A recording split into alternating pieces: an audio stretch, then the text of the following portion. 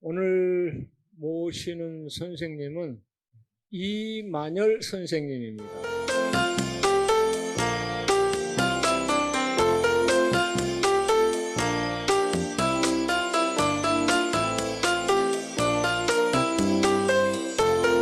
선생님은 우리나라에서 빼놓을 수 없는 역사학자인데요.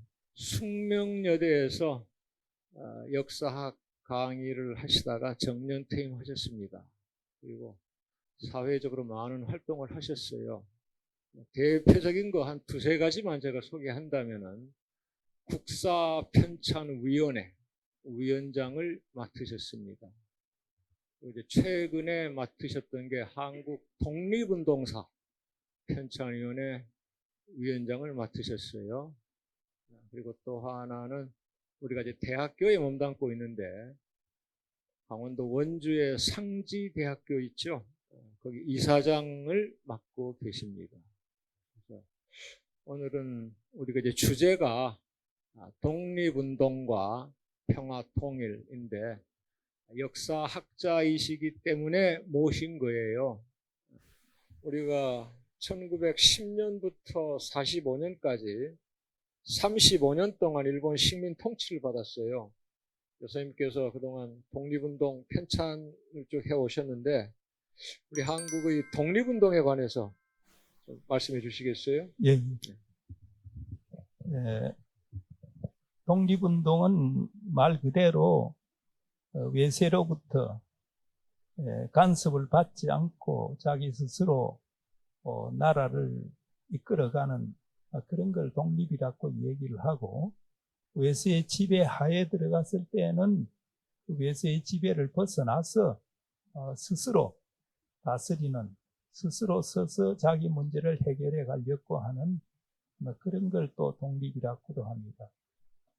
우리나라의 독립운동은 일제가 한국에 대해서 침략을 개시할 그때부터 시작이 되었습니다. 그때 1910년까지의 독립운동의 형태는 주로 의병운동의 형태로 많이 나타났습니다. 의병운동이라고 하면은 호남 지역도 굉장히 그때 많이 일어났습니다. 1910년 이후의 걸 말하면은 우리가 1919년 3.1운동 이전에는 마치 독립운동이 없는 것처럼 생각하기 쉽지만은 많이 있었습니다. 그런데 그 성격이 한마디로 규정을 하면은 복벽 운동이라고 이렇게 했습니다. 다시 말하면 나라가 망하고 난 뒤에 그 다음에 복은 회복한다는 겁니다. 벽은 임금벽자예요. 왕조를 또는 왕권을 회복하자는 그런 의미의 독립운동을 했습니다. 그런 독립운동이 이 호남 인병찬을 비롯해서 호남 지역을 비롯, 그 다음에 박상진을 중심으로 해서는 대구 경북 지역에서 일어나고 많이 일어났습니다. 그러나 기본적 성격은 복벽운동, 왕조를 회복하자, 옛 임금을 회복하자는 그런 것이었습니다. 그러다가 1917년 상해에서 대동단결 선언이라고 하는 것이 나옵니다. 그 대동단결 선언은 1910년 8월 29일 우리나라가 망했는데, 그때 순종 황제가 주권을 일본에 양도하는 형식으로 그렇게 해서 나라가 망했습니다. 그런데 주권이라고 하는 것은 이민족에게 양해할 수 있는 것이 아니다라고 하는 전제 위에서, 그러면 8월 29일에 그 주권 포기는 뭐냐? 순종 황제가 자기가 황제 자리에서 내려오고 그 다음에 주권을 포기한 것은 뭐냐? 그것은 자기가 갖고 있는 주권을 인민에게, 백성들에게 넘겨준 것이다 라고 이렇게 그 선언에서 정리를 했습니다. 그렇기 때문에 그 백성들이 그때부터 주권을 양려받은 것이고, 그러니까 그 말은 뭐냐 하면은 백성, 그 당시 용어로는 인민입니다. 인민이 이제 황제로부터 주권을 양려를 받았다는 겁니다. 그래서 장려받은 이것을 명실공히 나라가 되도록 해보자. 그러니까 국내에 있는 사람들은 일본의 치하에서 이걸 못하니까 국외에 있는 사람들이라도 이제 주권 행사를 제대로 해보자. 독립운동을 통해서 그런 의논이 많이 돌게 되었습니다. 여기서 다시 정리하면 1917년 대동단결 선언으로부터는 국민주권설, 인민에게 주권이 있다 하는 것이 이제 분명히 사상적으로 분명해지기 시작합니다. 그걸 행동으로 나타난 것이 뭐냐? 선언으로 나타난 것은 1919년 2월 1일 대한국민선언이라고 하는 것이 연해주와 그다음 북한도를 중심으로 해서 독립운동가들이 그걸 합니다. 그걸 우리가 무오독립선언이라고도 합니다. 선언한 그것이 음력으로는 무오년이기 때문에 그렇게 한 것입니다. 그리고 1919년 2월 8일에 일본에서는 28 학생들에 의해서 28 독립선언이 나타나게 됩니다. 그 뒤에 나타나는 것이 3월 1일 3.1 독립선언이 각각 나타나게 되고 3.1 독립선언과 동시에 독립운동이 이제 전 민족을 중심으로 해서 발화점을 갖게 되었습니다. 그래서 우리가 이걸 3.1 운동, 뒤에 다시 설명이 될 겁니다만은 3.1 혁명으로까지 얘기를 합니다. 이게 왜 중요하냐? 맨 처음에 보면 3.1 선언의 맨 처음에 보면 5등은 우리는 조선의 자주국인과 조선이 자주국이고 조선인의 자유민임을 선언한다. 맨 처음에 그게 되어 있습니다. 우리나라는 이제 자주국가요. 그리고 우리 인민들은 자유민이다 하는 것을 강조를 했습니다. 그러면서 그 사상 속에 넣는 것은 이제 자주국이니까 나라를 세워야 됩니다. 일본의 지배에서부터 나라를 세워야 됩니다. 어떤 나라를 세울 거냐? 그러니까 인민이, 백성이 주인이 되는 나라. 아까 대동단결 선언에서도 이미 나타났고 주권은 국민에게 있다는 것이 분명히 되었으니까 그러니까 백성이 주인이 되는 나라를 세운다 하는 것이 목표였습니다.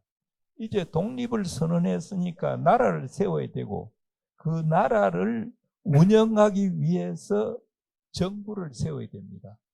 그래서 상해 임시정부의 경우는 나라를 먼저 세운다는 걸 분명히 합니다. 나중에 설명이 그게 선생님 질문도 있고 해서 나중에 설명을 하겠습니다. 그 대신 우선 모여서 이 독립운동, 자주국 운동을 해야 되지 않느냐 하면서 블라디보스톡을 중심으로 한 연해주에서는 대한국민의회를 세우고 정부, 임시정부입니다. 서울에서는 두 차례에 걸친 모임을 통해 가지고 한성정부, 당시에는 한성이라 그랬으니까 한성정부를 세우고 그리고 상해 그를 중심으로 해서 대한민국 임시정부 각각 그것을 세우게 됩니다. 임시정부를 세우는 그 운동이 세워서 독립운동을 하는 이 운동이 가장 큰 독립운동 가운데 하나라고 할 수가 있습니다. 이 임시정부 운동과 또 하나 나타나는 것이 무장독립투쟁입니다. 무장독립투쟁. 그러니까 정부운동만 한 것이 아니라 무장력을 가지고 일본 군대와 직접 싸우는 운동. 그 장소는 주로 이 북만 지역, 만주 지역이 많았습니다. 아까 말씀드릴 적에 한말까지는 의병투쟁이 있었는데 그 의병투쟁이 나중에 일본 군대에게 몰리면은 두만강, 압록강 밖으로 해서 만주 쪽으로 나가게 됩니다. 이 무장투쟁의 직접적인 성과가 나타나는 것이 1919년에 3.1운동을 통해서 축적된 민족의 에너지가 1920년, 여러분들 요즘 영화를 보신 적이 있겠습니다마는 봉오동이라고 하는 곳에서 이 봉오동 전투로 먼저 나타납니다. 거기에서 홍범도 장군을 중심으로 해서 큰 승리를 합니다. 그리고 이어서 여러분들이 그 답사를 하면은 만주의 연변 지역에 있습니다. 청살리 싸움, 청살리 전투에서도 크게 승리를 했습니다. 그러니까 3.1운동이 그 힘이 돼 가지고 1920년에 가서는 봉오동 전투와 청살리 전투에서 크게 승리를 합니다. 이러니까 일본이 성이 많이 났습니다. 그래가지고 국경 지역에 있는 그 군대를 동원해가지고 만주 지역에 있는 우리나라 이 마을들, 그러니까 조선 사람의 마을들을 거의 그냥 불지르고 사람 죽이고 합니다. 이를 경신년인데 경신참변이라고 합니다. 이때 많은 그 독립단원들이 더 견디질 못하고 북쪽으로 올라가서 이 흑룡강 너머에 자유시라고 하는 곳으로 갑니다. 그걸 흑하는 흑룡강을 흑하라고도 하는데 그곳에 가서 재정비를 하려고 했는데 그때 러시아 쪽에서는 오히려 우리 독립군을 많이 사살을 시켜버립니다. 이게 자유시에서 일어났다고 해서 자유시 참변 또는 흑하사변이라고 합니다. 더 거기에서 견디질 못하고 다시 내려옵니다. 내려와가지고 막 북만주 지역에서 자리를 잡기 시작합니다. 그래서 신민부다, 정의부다 하면서 많은 무장 겸 그 다음에 독립단체들을 만들어서 투쟁을 하기 시작했습니다. 한때 많을 적에는 그러니까 앞뒤 다 합쳐서 그렇습니다만 만주 지역에서 독립운동을 위한 무장단체가 많을 때는 한 50개 정도가 있었습니다. 이 정도로 무장운동이 활발했다 하는 것을 알 수 있습니다. 잘 아시는 바와 같이 1931년에 일본 군대가 만주 사변을 일으킵니다. 그리고 만주국, 이 괴뢰국으로서 만주국을 세우고 이걸 일본의 관동군이라고 하는 군대가 그걸 지배를 합니다. 그러면서 만주 지역의 치안을 경찰이 아니라 이 군대가, 관동군대가 지배를 하게 됩니다. 이렇게 되니까 독립운동하는 분들이 굉장히 어렵게 돼요. 그래서 많은 독립운동가들이 31년 만주사변을 계기로 해가지고 중국 관내로 옮기게 됩니다. 그 옮겨진 사람들이 뒤에 무장단체를 다시 합법적으로 만드는 게 있습니다. 그게 38년에 여러분들이 잘 아는 약산 김원봉 선생을 중심으로 해서 1938년에 조선의용대라고 하는 걸 만듭니다. 그리고 1940년에는 중경에서 김구 선생과 그 다음에 지청천 장군 등을 중심으로 해서 1940년 9월 27일에는 한국광복군이라고 하는 걸 만듭니다. 그러니까 이 세력은 전에 만주 쪽에서 활동하던 이 계열이 이쪽으로 옮긴 분들이 그걸 하게 됩니다. 이렇게 그러니까 광복군 얘기의 일부를 제가 한 거고요. 조선의용대는 1938년 광복군보다는 2년 먼저입니다. 조금 민족주의 계열도 강하지만 좌파적 성격을 갖고 있었어요. 그것이 지금 계림이 저 중국에서도 굉장히 장가구하고 계림이 이 경치 좋은 곳으로 알려져 있지 않습니까? 계림으로 옮겼다가 그 다음에 약산 김원봉이 이끄는 본부 사람들, 조선의용대 본부 사람들은 어디로 왔느냐 하면은 중경으로 와서 한국 광복군하고 합치게 됩니다. 합치게 되고, 그 다음에 밑에 있던 더 많은 사람들이 합치지 않고 어디로 가느냐 하면은 태항산 쪽으로 올라갑니다. 연안 쪽으로 올라갑니다. 하북섬. 태항산이라 하면은 거기에 중국의 팔로군은 중공군의 모체입니다. 거기에서 활동하던 항일전쟁을 하던 곳으로 올라갔습니다. 나중에 이 중심 세력이 뭐가 되느냐 하면은 조선의용군이 중심이 돼 가지고 소위 연안파라고 하는 것이 형성이 됩니다. 참고로 미리 말해두지만은 북한을 형성한 중요한 파가 4개가 있는데 그 하나는 김일성을 중심으로 해서 소위 빨치산 계통이 있습니다. 예, 나중에 그 빨치산 계통 김일성에 관해서는 조금 설명을 더 하겠습니다만은 또 하나가 큰 세력이 연안파입니다. 연안파. 이게 이제 나중에 북한으로 들어간 김두봉이라든지 그 다음에 무정이라든지 또 하나가 국내 남노당 계통 박헌영, 이승엽 이런 사람들이 국내에서 주로 공산주의 활동을 하다가 해방 후에 북한으로 가서 김일성하고 손잡아 가지고 그 다음에 북한을 건설하는 거죠. 또 하나는 소련파라고 해서 일찍부터 소련에 가서 공부하고 그 다음에 이민 갔던 사람들 후예들이 이 해방되고 난 뒤에 같이 내려와서 통역도 하고 그 다음에 그걸 했습니다. 북한을 이룬 중요한 파가 4개 파인데 그 중에 하나가 연안파입니다. 그 연안파는 아까 이야기한 대로 조선의용대가 38년에 무한에서 이 조선의용대를 만들어 가지고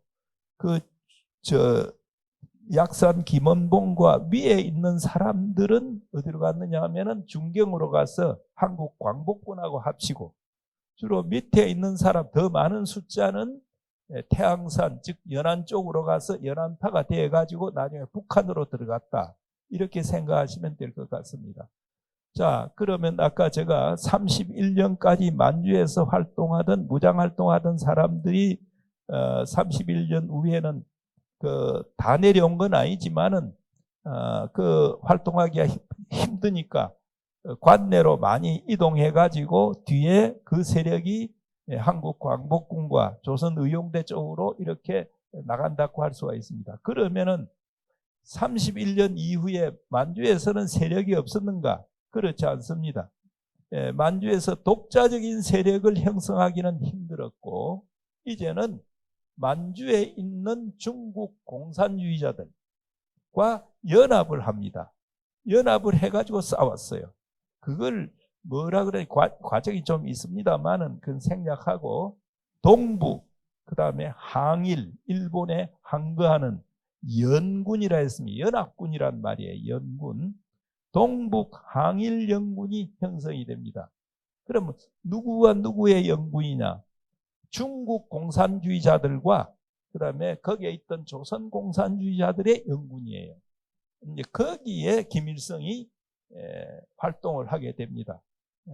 거기에 김일성과 김책이라든지 여러 그 김일성과 뒤에 뜻을 같이 하는 사람들이 거기에서 활동을 하게 동북항일연군에서 동북항일연군이 활동한 거 여러 개가 있습니다만은 대표적인 것이 1937년 5월에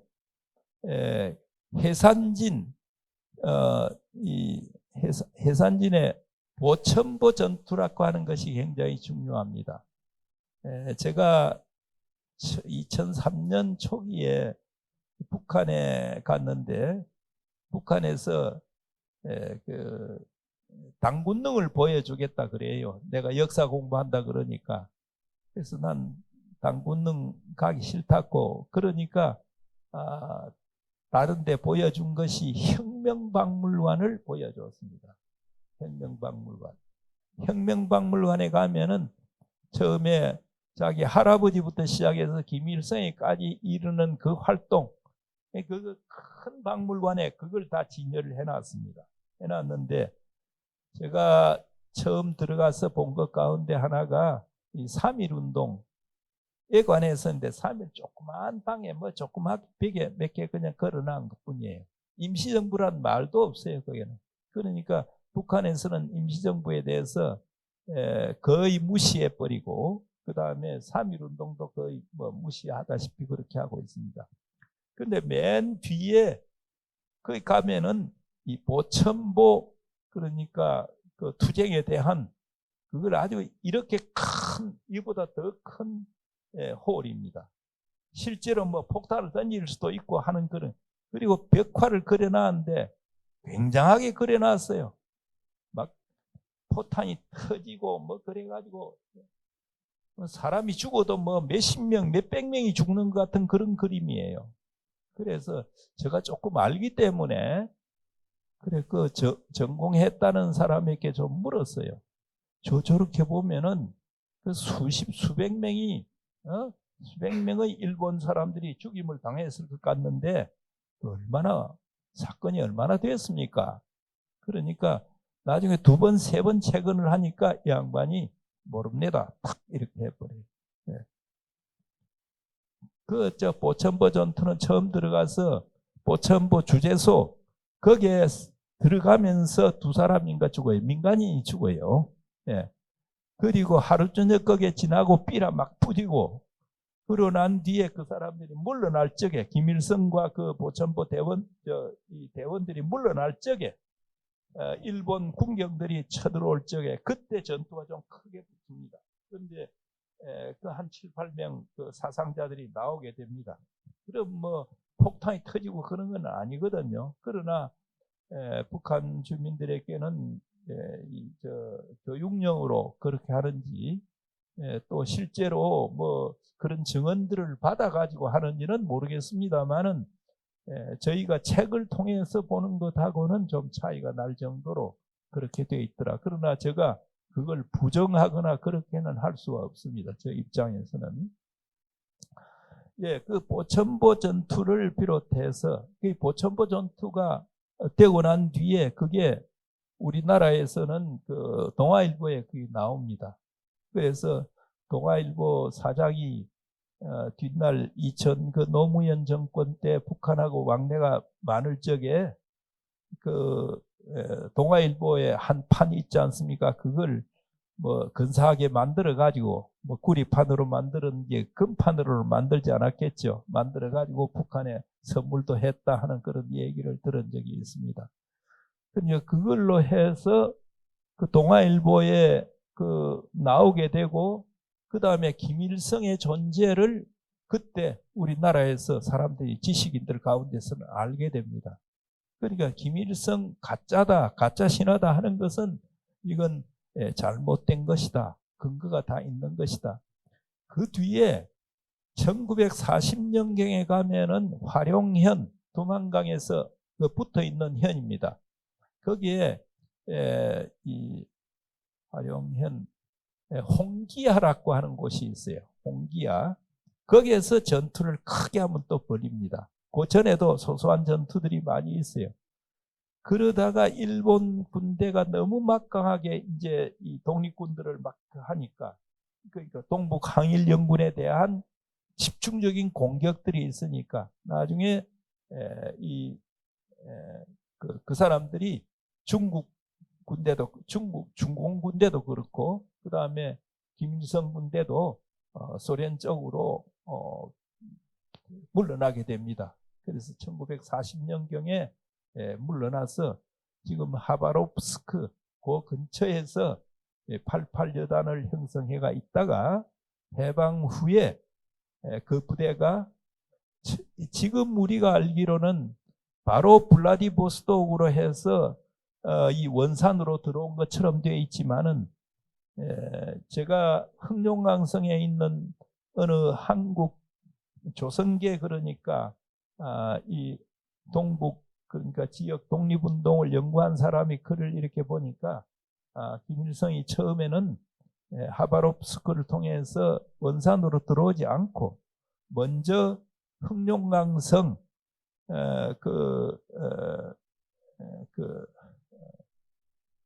그 조그만 도시가 하나 있습니다.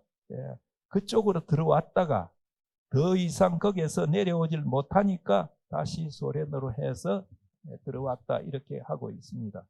그 다음에 무장투쟁 외에 의열투쟁이라고 하는 것이 있습니다. 의열투쟁은 독립운동을 하는데 일본 군대는 사단이다 군단이다 해서 사람들이 많아요. 그러나 독립운동 하는 사람들은 뭡니까? 그렇게 대부대를 형성할 수가 없어요. 대부대를 형성해가지고 싸울 수가 없어요. 그러니까 어떤 방법으로 합니까? 폭탄이나 이런 걸 가지고 중요 요소에 때리는 겁니다. 예를 들어서 이봉창 의사가 때리는 것, 그 다음에 윤봉길 의사가 때리는 것, 그런 식으로 하는 것을 그 의열투쟁이라고 합니다. 이 투쟁이 약산 김원봉이 조선 의열단을 만들어 가지고 많이 합니다. 의열투쟁이 있다는 것, 외교투쟁이 있다는 것, 그건 큰 성과는 못 거뒀습니다만은 1919년, 18년 파리에서부터 시작해서 외교투쟁이 쭉 있었다는 것, 그리고 국내를 중심으로 해서 실력 양성 운동, 그걸 꼭 투쟁이라고는 할 수 없지만은 실력 양성 운동을 통해서 나라 실력을 키워서 나라의 독립을 기하자 하는 이런 것도 역시 독립운동에 그게 들어가지 않는가 이렇게 말할 수 있습니다. 지금 선생님께서도 이 책 첫 장에 두 번째 장에 3.1운동과 대한민국하고 세 번째, 네 번째 단락에 대한민국 수립인가 대한민국 정부 수립인가, 이번에 이제 박근혜 정부 때하고 지금 상당히 논란이 되고 있잖아요. 그래서 그 임시정부 수립에 대해서, 그 임시정부 수립의 의의라고 할까요? 아까 잠깐 말씀하셨는데 여기에 대해서 조금 더 이거 좀 강조해가지고 말씀해 주시겠어요? 네. 아까 말씀드린 대로 3.1운동이 있었다는 것, 3.1운동이 뭐 규모가 어떻고 그런 건 제가 얘기를 하지 않겠습니다. 3.1운동에서 선언한 것이 자주국이다. 그러면은 나라를 세워야 되는 문제입니다. 그래서 그 나라를 세우는 것과 관련해서 대한민국 임시정부, 처음에는 임시정부 3개가 있다 그랬는데 우선 상해 임시정부가 뒤에 쭉 이끌어가니까 그 과정을 조금만 얘기를 하겠습니다. 기독교 계통과 천도교 불교 지도자들이 2월 15일을 기해 가지고 연합을 하기 시작합니다. 그중에 기독교 계통에서는 남강 이승훈 선생과 그리고 함태영 선생, 그리고 당시에 그 현순이라고 하는 분이 같이 했습니다. 이분은 영어를 아주 잘하는 분이에요. 1902년 하와이 통역으로 갔다 와서 한국에서 신학 공부를 하고 목사가 되었습니다. 되고 난 뒤에 이승훈 선생, 함태영 선생과 함께 이 독립운동, 3.1운동을 이제 계획을 합니다. 그때 이승훈 선생이 현순 선생 보고 당신 영어도 잘하고 하니까 미리 해외로 나가라. 나가서 우리가 하는 일을 홍보하고 선언서도 발표하고 그렇게 하라 그럽니다. 그래서 2월 24일 날 돈을 좀 많이 가지고 떠납니다. 떠나서 3월 1일 날 상해에 도착합니다. 도착해가지고 이광수라든지 조소왕이라든지 여러 사람 만나가지고 그 다음에 나라 세우는 문제를 논의하게 됩니다. 그때 북경과 그 다음에 간도 지역, 연해주 지역에 있는 독립운동가들이 또 많이 모이게 됩니다. 우여곡절이 많지만은 그래서 4월 10일 날 각 도를 대표할 수 있는, 대표성이 있어야 되니까 각 도를 대표할 수 있는 29명이 모입니다. 모여가지고 그날 저녁 10시부터 이 회의의 이름을 뭐라 할까? 그래서 이걸 임시의정원이라고 하자 이렇게 정합니다. 그 임시국회란 말입니다. 이게 이제 국회에 출발이 됩니다. 그날 저녁 10시부터 시작해서 그 이튿날 오전 10시까지 12시간입니다. 동안 토론을 하기 시작합니다. 토론을 해가지고 결론 낸 것이 국호를 대한민국이라 한다. 맨 처음에 이거 정했습니다. 맨 처음에. 그 다음에 두 번째는 그 대한민국의 헌장을, 임시 헌장을 만든다. 그 10개조의 헌장을 만듭니다. 뒤에 이 헌장은 임시헌법 아닙니까? 이게 1944년까지 45년까지 중국에서 이 임시정부가 있는데 그 44년에 가면은 5번째로 헌장을 고칩니다. 개헌을 했습니다. 그때까지 그때 가면은 한 57개조인가 이렇게 됩니다.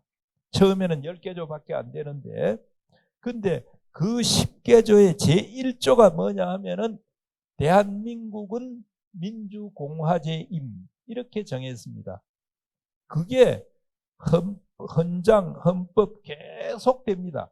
계속돼 가지고 1948년 8월 7월 12일에 제정되고 10월 17일에 공포된 우리 헌법, 제헌헌법 제1조가 뭡니까? 대한민국은 민주공화국이다. 지금도 제1조가 대한민국은 민주공화국이다 그렇게 되어 있습니다. 그건 그러니까 19년 4월 11일 임시의정원에서 맨 처음 뭘 정했다고요? 국호를 대한민국으로 정하고 그 다음에 임시헌장을 만듭니다. 그 다음에 한 게 뭐냐면 정부 조직입니다. 그럼 나라를 세웠는데 이 나라를 이끌어 가야 될 것 아니냐? 이끌어가는 기구가 뭐냐? 정부다. 해외에 있으니까 정식 정부는 안 되고 이걸 임시정부라 하자. 그래서 국무총리제를 했습니다. 임시의정은 국회가 있고 행정부에는 국무총리를 우두머리로 해가지고 그 다음에 6개의 총장제를 만들었습니다. 그런데 이 총장 가운데 내무총장 되는 분이 누구냐 하면은 도산 안창호 선생이에요. 도산 안창호 선생은 당시에 미국에 있었습니다.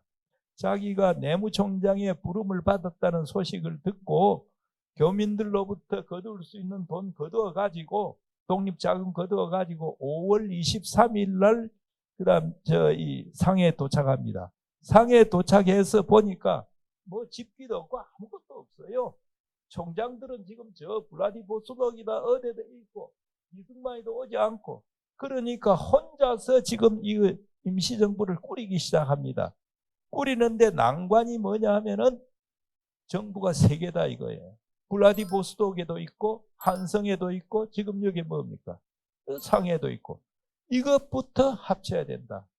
그래서 도산 선생이 굉장히 애를 많이 씁니다. 국내와 연락하고 블라디보스톡 쪽 연락해가지고 만드는데 이때 좀 안 됐습니다만은 이승만은 하와이에 있으면서 자기가 상해 임시정부에는 국무총리고 그 다음에 한성정부에는 뭘로 되냐 집정관 총재입니다. 그리고 한성정부에는 국회가 없어요. 집정관 총재가 마음대로 할 수가 있어요. 그러나 상해 임시정부에는 임시의정원이 있고 임시의정원이 만들어주는 법과 제도에 따라서 뭡니까? 정부가 움직여야 되거든요. 그러니까 가만 보니까 좀 마음대로 할 수 있는 거는 한성정부가 저 낫다 이거예요. 그래서 자기가 나라 이름을 리퍼블릭 오브 코리아 영어로 탁 만들고 그 다음에 거기에다가 프레지던트 칭만 리 이 돌리기 시작했습니다. 그러니까 나중에 이렇게 되다 보니까 이 새 정부를 합치는데 굉장한 고통이 옵니다. 나중에는 그 도산 안창호 선생 보고 이승만 박사가 대통령제를 만들지 않으면 내가 참여하지 않겠다.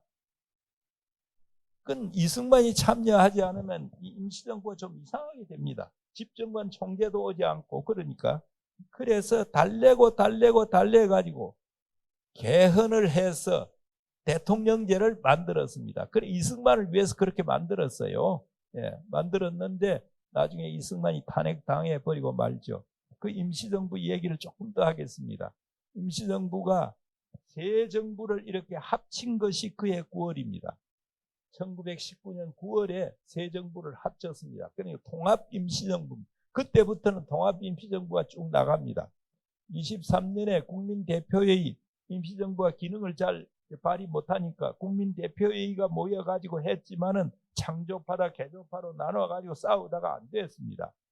그 뒤부터 1932년 윤봉길 의거가 있을 때까지는 우리 임시정부가 힘을 못 썼습니다.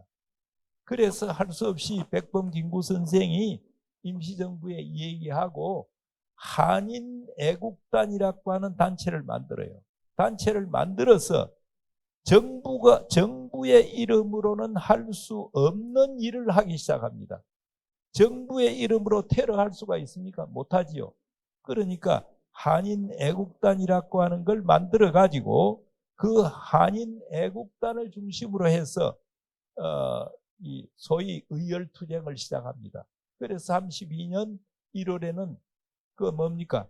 저 동경 천황을 향해서 폭탄을 던지고, 그 다음에 32년 4월 29일에는 상해 홍구공원에서 윤봉길 의사가 던졌습니다. 이 두 개만 있었던 것이 아닙니다. 이 두 개만 있었던 것이 아니고 이덕주, 유진식이라는 사람에게는 임무를 맡겼습니다. 맡겨가지고 조선 총독부를 때리라고 했습니다. 그런데 이 두 사람은 뒤에 잡혀버렸어요.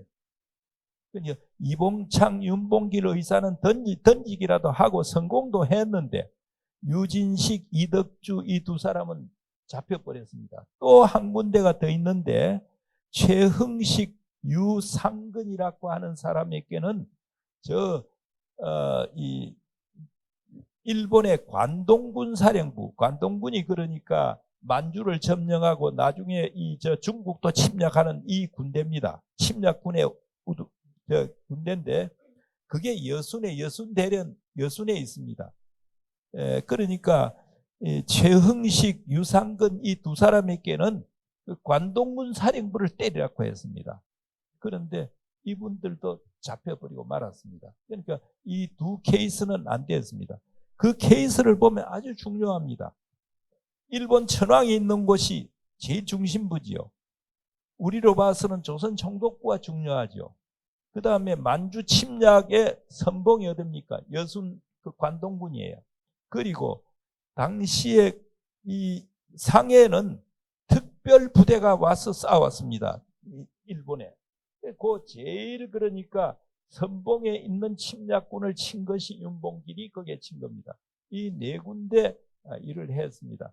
그러고 난 뒤부터는 임시정부가 이제 이 상해에서부터 있을 수가 없습니다. 윤봉길 사건 이후에는 이제 이 피난을 해야 됩니다. 그래 항저우로 갔다가 난징으로 갔다가 장사로 갔다가 그 다음에 광동으로 갔다가 유주로 갔다가 치창으로 갔다가 그 다음 마지막에 1940년 중경으로 가게 됩니다. 중경에 마침 그 당시에 장개석의 국민군 정부가 거기에 국민당 정부가 있었습니다. 그래서 거기에서 자리를 잡고 45년 올 때까지 이 임시정부에서 그 다음에 여러 독립군들, 여러 지역의 독립군들과 연락해 가면서 독립운동의 중심적인 역할을 해왔다. 이렇게 말할 수 있겠습니다. 지금 교수님께서 이제 쭉 우리 독립운동을 얘기해 주셨어요. 근데 우리가 3, 40년 목숨 내놓고 독립운동 하시는 우리 이제 어르신들이 많은데 또 그 반대편에서 독립운동을 탄압하고 일제에 부역한 사람들도 적지 않습니다. 더욱더 불행한 것은 과거 독립운동한 사람들은 배고픈 신세 3대가 망한다는 소리가 들리고 과거랑 독립운동을 탄압하면서 일제에 부역한다는 사람들은 아직까지 권력과 부를 가지고 있어요. 어떻게 우리 사회에서 아직도 독립운동가들은 제대로 대접받지 못하고 친일파들이 권력을 잡고 부를 차지하고 있을까요? 가슴 아픈 이야기지만 좀 그 과정이라든지 배경 좀 간단하게 말씀해 주시겠어요? 예, 참 가슴 아픈 일이죠. 우리가 또 가슴 아픈 일이면서 역사 공부하는 사람으로서 좋다는 얘기는 할 수 없지만은 이게 자주 상기를 시켜주는 바람에 이게 또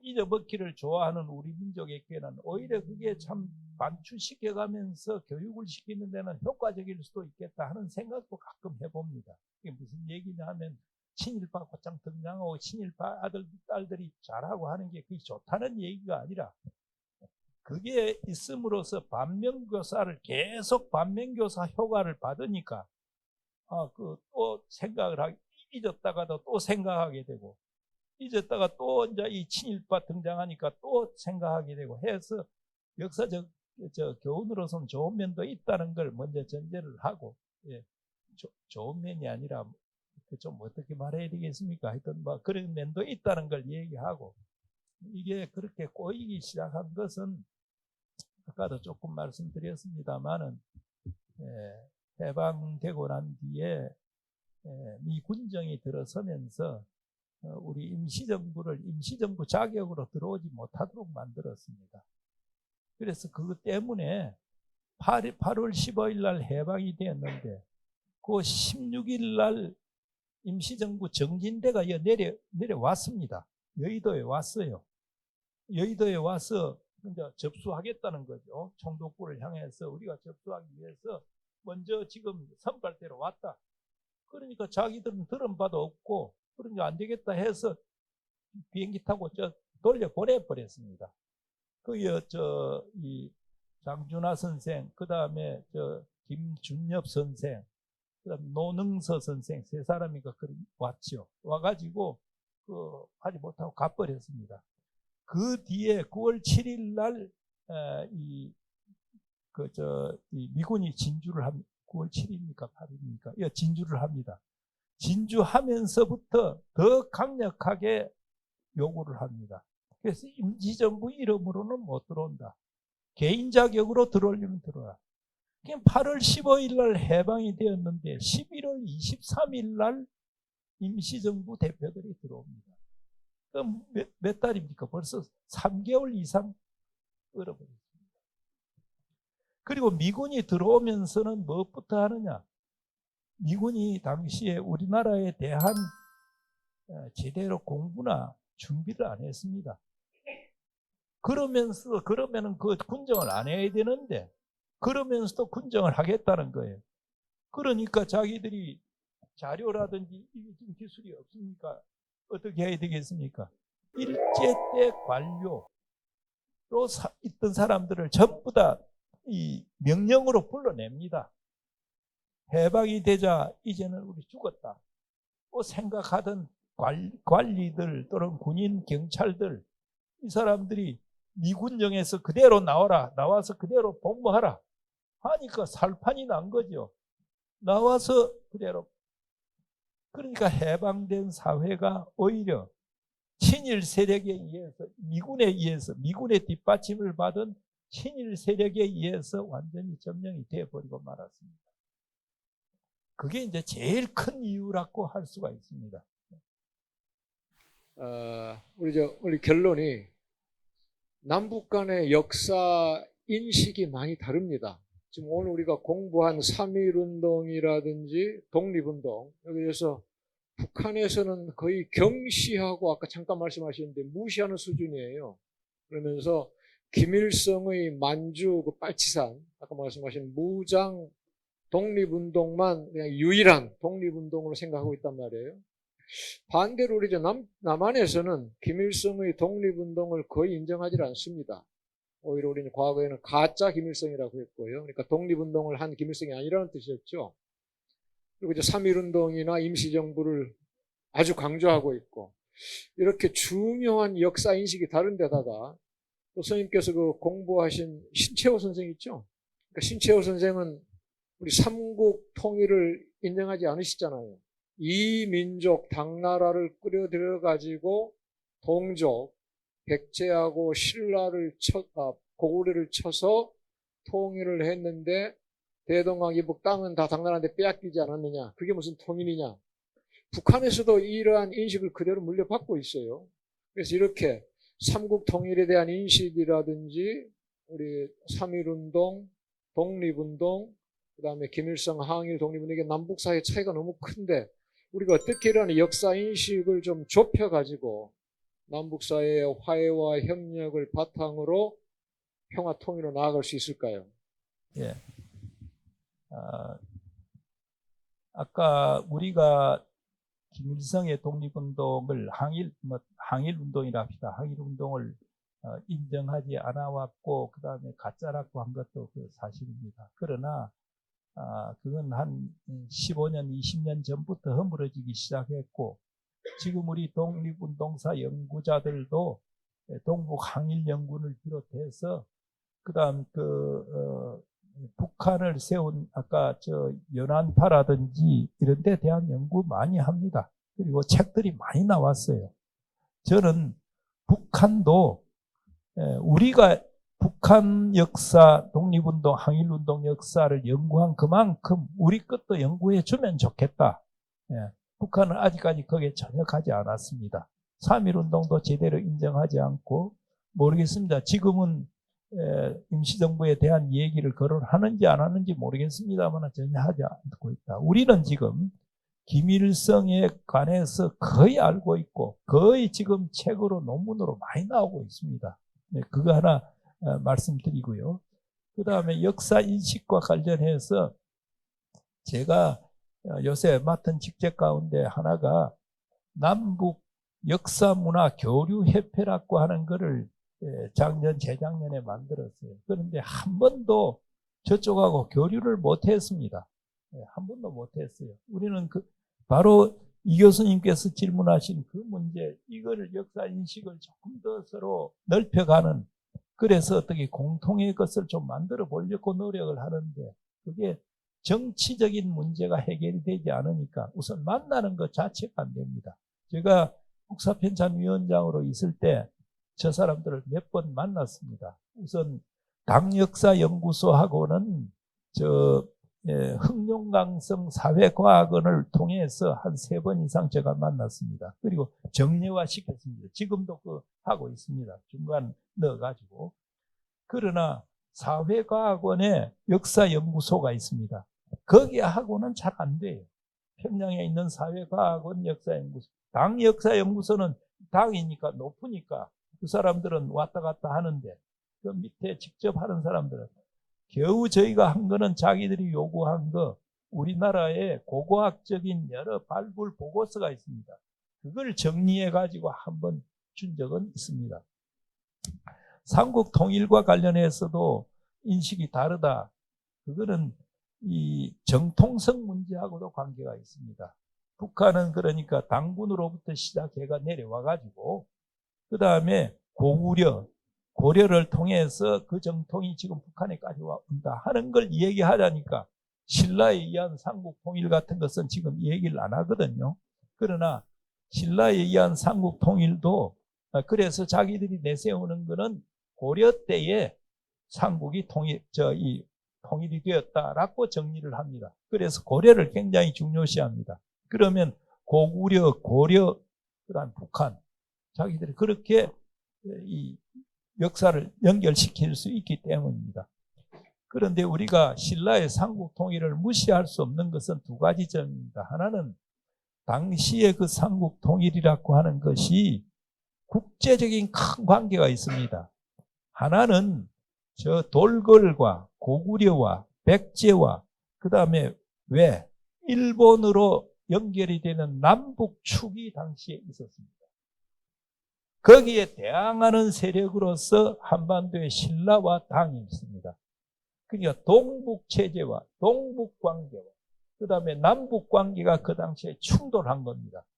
충돌해가지고 결국 고구려 망하고 백제 망하고 고구려 망했습니다.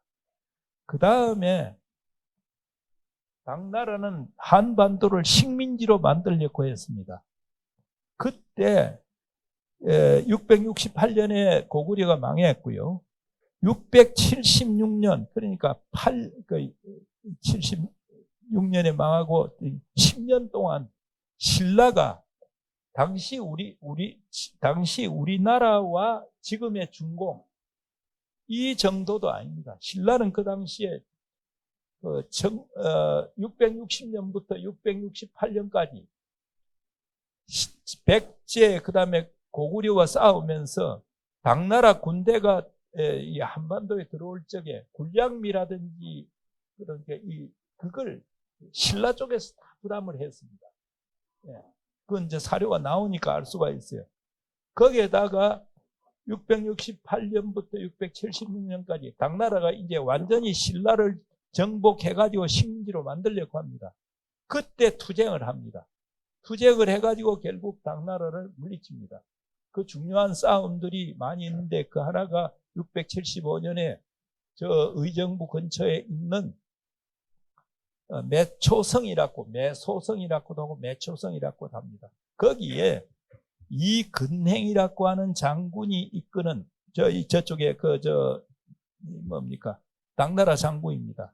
20만 군대가 왔습니다. 그때 여기 신라 군대하고 붙었습니다. 신라의 김유신의 아들 김원술도 그때 그 전쟁에 나갑니다. 그래가지고 결과가 다른 게 안 나오고 당나라 군마 3만 3천여 피를 획득했다라고 결과가 그렇게 나옵니다. 그 뒤에는 큰 싸움이 없어요. 그걸 보면은 당나라 군대 20만 명이 거의 몰사했다고 보면 좋을 것 같습니다. 그게 있고 난 뒤에 신라가 결국 당나라로부터 자주성을 확보하게 됩니다. 그러니까 두 가지 점. 하나는 당시의 국제적인 질서, 동북 질서와 남북 질서, 그 사이에 남북 질서가 깨지고 동서 질서가 이기게 된다는 요거 하나 하고요. 그 다음에 그러고 난 뒤에 당나라가 신라를 완전히 식민지로 만들려고 했는데 신라가 당나라하고는 직접 8년 동안 그 다음에 백제 고구려와는 역시 또 8년 동안 660년부터 676년까지니까 16년 동안의 혈투를 통해 가지고 보존했다. 그럴 적에 신라의 가치도 인정을 해야 된다. 앞으로 이제 남북 관계가 진전되리라 아주 기대하고 또 그렇게 될 것으로 믿습니다. 남북 관계가 진전되면 이제 선생님께서 남북 역사 교류 위원장을 맡고 계시다니까 남북한 역사 인식을 좁히는데 그게 힘써 주시기 바랍니다. 오늘 이렇게 오랜 시간 좋은 말씀해 주셔서 고맙습니다.